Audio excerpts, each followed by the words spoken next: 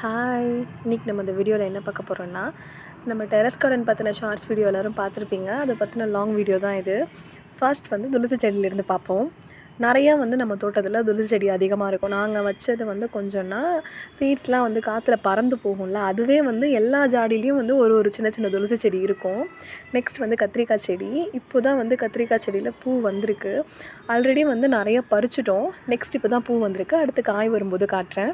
இது வந்து நம்ம எலுமிச்சை மரம். அதில் வந்து ஒரு குட்டி குருவி வந்து கூடு கட்டியிருக்கு. அது இன்றைக்கி தான் பார்த்தேன். நாளைக்கா வந்து குருவி வந்துச்சுன்னா உங்களுக்கு கண்டிப்பாக வீடியோ எடுத்து போடுறேன். நான் சொன்னேன்ல, எல்லா ஜாடிலையுமே கண்டிப்பாக வந்து ஒரு துளசி செடி இருக்கிற மாதிரி இருக்கும் அப்படின்னு சொல்லிட்டு. கத்திரிக்காய் செடி, மிளகா செடி எது இருந்தாலும் அது கூட வந்து ஒரு சின்ன துளசி செடி இருக்கும்.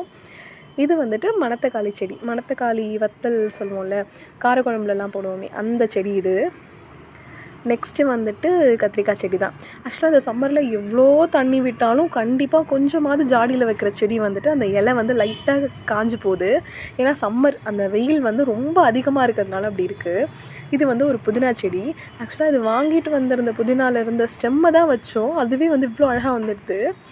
இது வந்து பட்ரோஸு.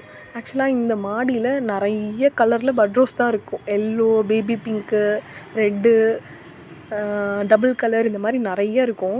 இதுவுமே ஆக்சுவலாக ஒரு பட்ரோஸ் வச்சுருந்த ஒரு ஜாடி தான். அதுலேயுமே ஒரு துளசி செடி இருக்குது பாருங்கள். இந்த துளசி செடி வந்துட்டு எப்போவுமே வந்து பச்சையாகவே இருக்கணும், இது காஞ்சே போகக்கூடாது அப்படின்னா, இது மேலே இருக்குல்ல அந்த சீட்ஸ் வந்த உடனே நம்ம அதை ரிமூவ் பண்ணிடணும். அப்படி ரிமூவ் பண்ணிட்டோம் அப்படின்னு சொன்னால் செடி வந்து எப்போவுமே காஞ்சு போகாது.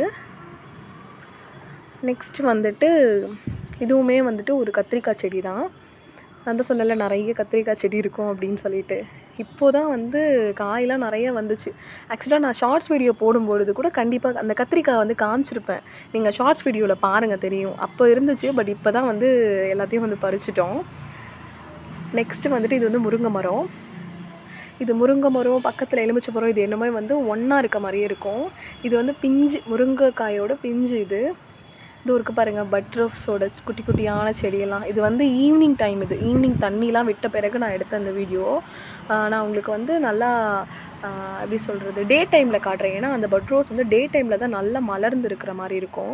இது வந்துட்டு சந்தன முல்லை பூ, தெரியும்ல, சந்தன முல்லை செடி. அது கீழே இருந்து மேலே கொடி வந்திருக்கு. இது வந்து பாரிஜாத பூ. ஆக்சுவலாக பூ இதில் இப்போ எதுவும் இல்லை, ஒரே ஒரு மொக்கு மட்டும் இருக்குது, காட்டுறேன். இதை இருக்குது பாருங்கள், ஒரே ஒரு மொக்கு, அது கூடவே ஒரு எறும்பு. நெக்ஸ்ட்டு வந்து இது ஒரு மணத்தக்காளி செடி. மணத்தக்காளி செடி பக்கத்தில் வந்து ஒரு குட்டி தக்காளி. ஆக்சுவலாக இந்த தக்காளி வந்து வித்தியாசமாக வருது. குட்டியோண்டு இருக்குது, அதிலே வந்து பழுத்துடுது. குட்டியோண்டு தான் இருக்குது, அதிலே வந்து பழுத்துடுது. ஒன்று க்ரீனாக இருக்குது, ஒன்று ரெட்டாக இருக்குது பாருங்கள். நெக்ஸ்ட்டு வந்து இது வந்து ஒரு ரோஜா பூச்செடி. லைட்டாக காஞ்சி போகுது, தென் வந்து நல்லா கொழுந்தாகவும் வருது. இந்த செடியில் வந்துட்டு குட்டி குட்டி ரோசஸ் தான் வரும், பட் நிறைய கவுண்டிங்கில் வரும்.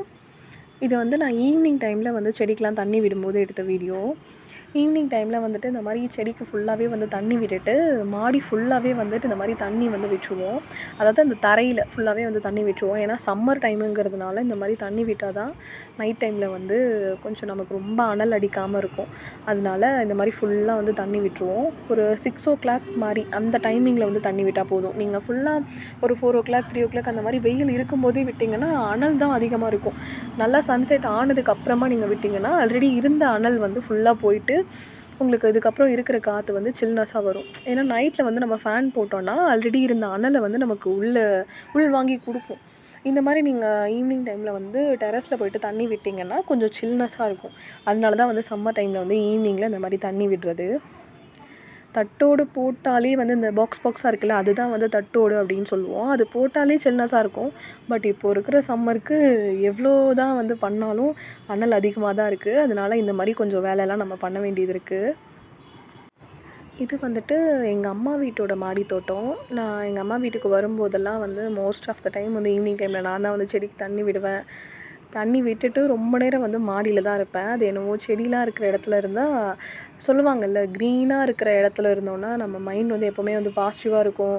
ப்ளஸ் வந்து ரொம்ப பீஸ்ஃபுல்லாக இருக்கிற மாதிரி இருக்கும். ஸோ அந்த மாடி வந்துட்டு என்னோடய மீ டைமில் வந்து ஒரு முக்கியமான பார்ட் வந்து எங்கள் வீட்டு மாடி சொல்வேன். ஏன் அப்படின்னு சொன்னால், ஜென்ரலாகவே க்ரீனாக இருக்கிற இடத்துல வந்து இருந்தோன்னா நம்மளோட மைண்ட் வந்து எப்போவுமே வந்து ஃப்ரெஷ்ஷாக பாசிட்டிவாக இருக்கும் அப்படின்னு சொல்லுவோம். இந்த வாழை மரம், மாங்காய் மரம் அதெல்லாம் வந்துட்டு நம்ம வீட்டுக்கு பக்கத்தில் இருக்கிறவங்க வீட்டு மரம். தேங்க்யூ ஃபார் வாட்சிங். பாய்.